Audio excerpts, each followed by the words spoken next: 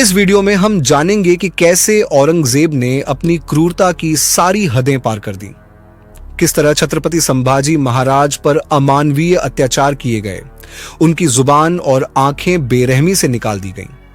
लेकिन आखिर संभाजी महाराज के पकड़े जाने की असली वजह क्या थी? जानिए इस रोंगटे खड़े कर देने वाले ऐतिहासिक अध्याय का चौंकाने वाला सच।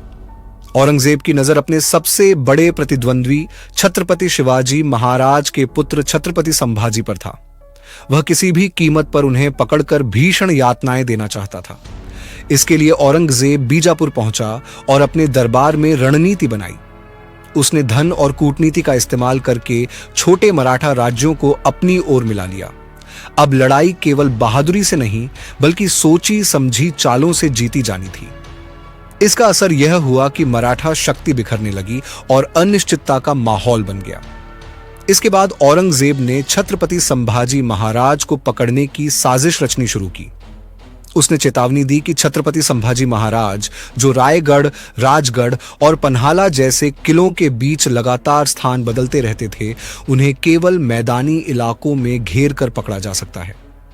औरंगजेब ने छत्रपति संभाजी महाराज को पकड़ने की साजिश उनके अपने ही कुछ विश्वास पात्रों, खासकर शिर्के खानदान की मदद से रची।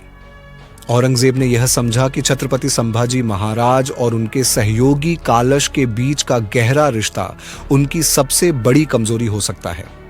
उसने इसी को भुनाने की योजना बनाई। इसके तहत मुगल सम्राट ने मुकर्रम खान को कोल्हापुर में तैनात किया ताकि वह पन्हाला के पास संभाजी महाराज को घेर सके।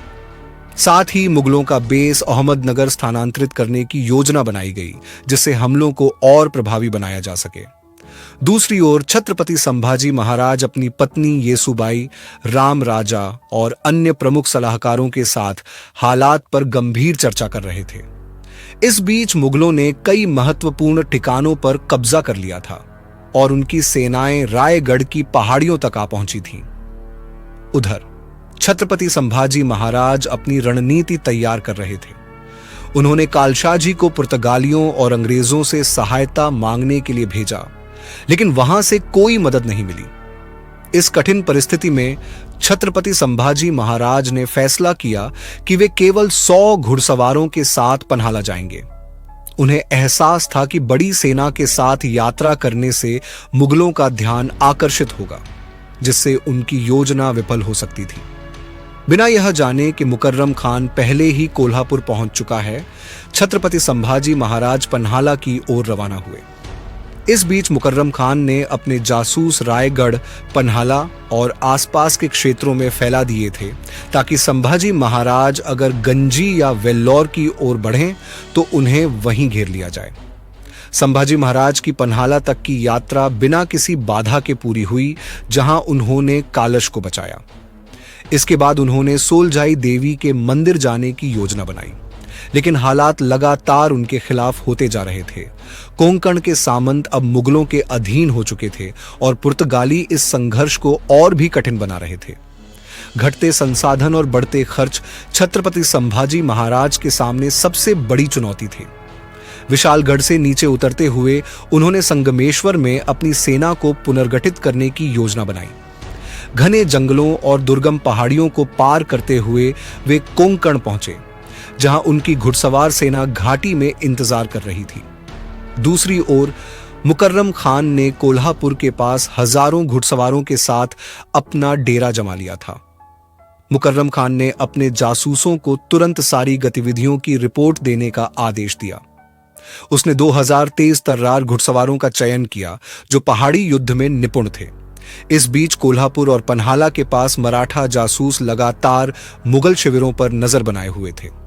इन इलाकों में सब कुछ सामान्य लग रहा था, लेकिन मुकर्रम खान सतर्क था। वह जानता था कि कोंकण और बेलगाम के दुर्गम पहाड़ी इलाकों में भारी घुड़सवार सेना या हाथियों का उपयोग कारगर नहीं होगा।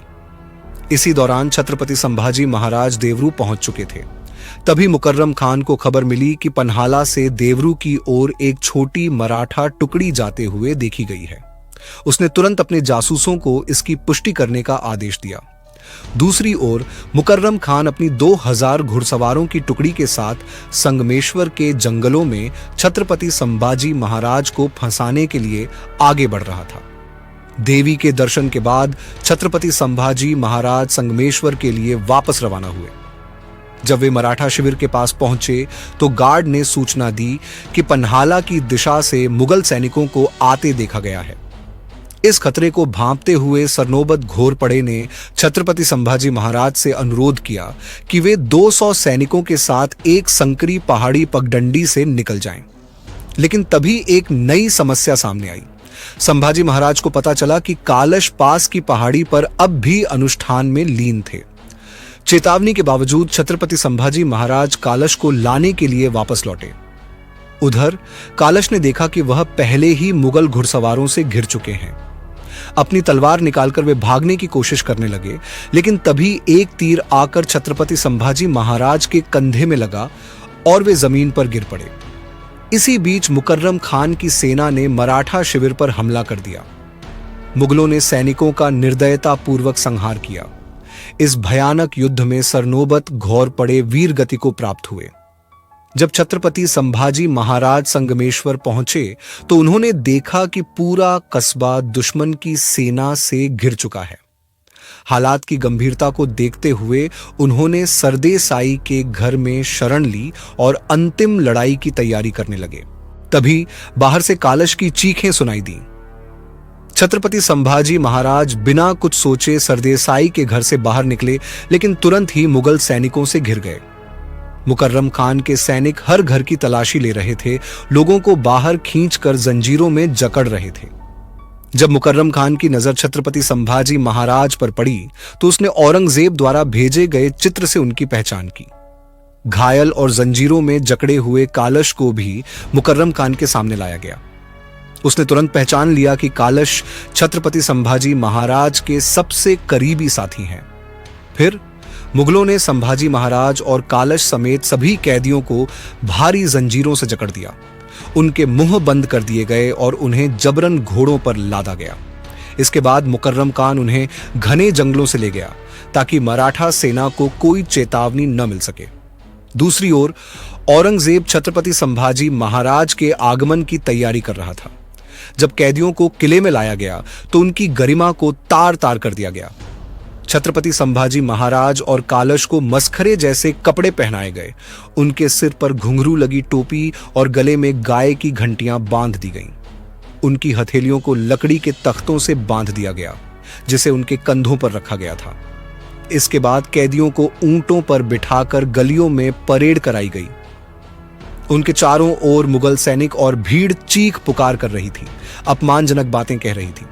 ढोल की गूंज और गालियों के शोर के बीच भी छत्रपति संभाजी महाराज और कालश अडिग और शांत खड़े थे। उनकी आंखों में न हार थी, न ही कोई डर, बस एक अटूट संकल्प झलक रहा था। यह अपमानजनक परेड बहादुरगढ़ किले के दीवान ए आम में समाप्त हुई। खून से सने और जंजीरों में जकड़े छत्रपति संभाजी महाराज और कालश को विशाल दरबार में लाया गया, जहां औरंगजेब पहले से ही उनका इंतजार कर रहा था। उनकी जंजीरें संगमरमर के फर्श पर खनक रही थीं, उनके पीछे खून की लकीरें खींच रही थीं।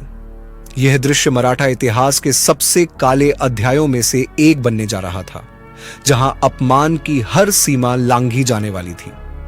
दीवान ए आम में खड़ी भीड़ के बीच छत्रपति संभाजी महाराज की नजर औरंगजेब से मिली। तमाम यातनाओं और अपमान के बावजूद उनके चेहरे पर आत्मगौरव और साहस बरकरार था। उन्हें समर्थ रामदास की सीख याद आई, कुछ क्रोध रखो, कुछ धैर्य बचा लो।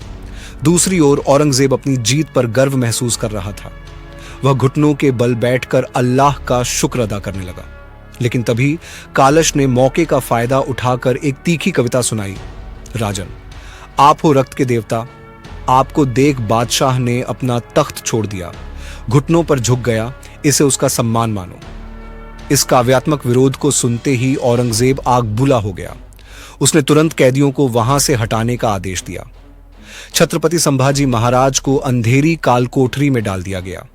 उनका शरीर घायल और टूटा हुआ था, लेकिन उनका मन अब भी अडिग था। अपने पिता की शिक्षाओं से प्रेरित होकर उन्होंने मराठा जनता के दिलों में स्वतंत्रता की लौ जलाने का संकल्प लिया। और ठीक उसी क्षण काल कोठरी के दरवाजे पर एक छाया पड़ी। औरंगजेब सामने खड़ा था। संशोधित और बेहतर संस्करण। छत्रपति संभाजी महाराज हल्के से मुस्कुराए और उनकी यह मुस्कान औरंगजेब के अहंकार को गहरी चोट पहुंचा रही थी। औरंगजेब ने उन्हें उकसाने की कोशिश की, उनके वंश, उनके पिता और उनकी कथित गद्दारी की बात छेड़ी, लेकिन छत्रपति संभाजी महाराज अडिग रहे। इसके विपरीत उन्होंने पलटकर औरंगजेब को ही उसके अत्याचारों की याद दिला दी। सरमद और गुरु तेग बहादुर की यातनाएं, हिंदुस्तान में फैलाई गई क्रूरता और रक्तपात, निर्दोषों के नरसंहार। उनकी निर्भीक बातें सुनकर औरंगजेब भीतर तक झकझोर गया। इसके बाद मुगलों ने छत्रपति संभाजी महाराज को बेरहमी से पीटा। 1 सप्ताह गुजर गया। अंततः मुगल काजियों ने उन्हें इस्लाम और साम्राज्य के खिलाफ अपराधों का दोषी ठहराते हुए मौत की सजा सुना दी। 15 दिनों तक सार्वजनिक यातनाएं, फिर निर्मम वध। फैसले का दिन। छत्रपति संभाजी महाराज को क्रूरता से घसीटते हुए एक ऊंचे मंच तक ले जाया गया। चारों ओर भीड़ हंस रही थी, चिल्ला रही थी, लेकिन महाराज के चेहरे पर वही अपराजेय तेज था। जुल्फिकार खान जल्लादों के साथ आगे बढ़ा। लाल लाल अंगारे, जलती हुई लोहे की चिमटियाओं, भयानक यातनाओं के उपकरण। औरंगजेब पास के एक तंबू से यह तमाशा देख रहा था।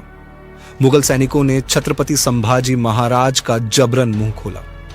जल्लाद ने जलती हुई चिमटी से उनकी जीभ पकड़ी और उसे जड़ से खींच लिया गया। रक्त की धार फूट पड़ी, लेकिन महाराज ने एक चीख तक नहीं निकाली।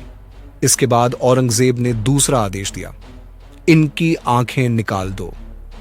यातनाओं के इस नरक में भी छत्रपति संभाजी महाराज का साहस अडिग था, लेकिन औरंगजेब की निर्दयता यही नहीं रुकी।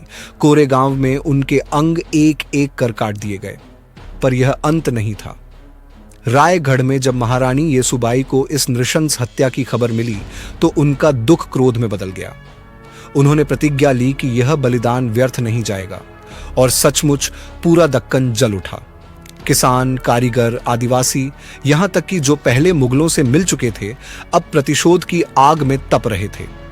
छत्रपति संभाजी महाराज की निडर मृत्यु ने एक ऐसी क्रांति जगा दी जिसे कोई मुगल सेना बुझा नहीं सकती थी। यह तो सिर्फ शुरुआत है। जय हिंद, जय भारत।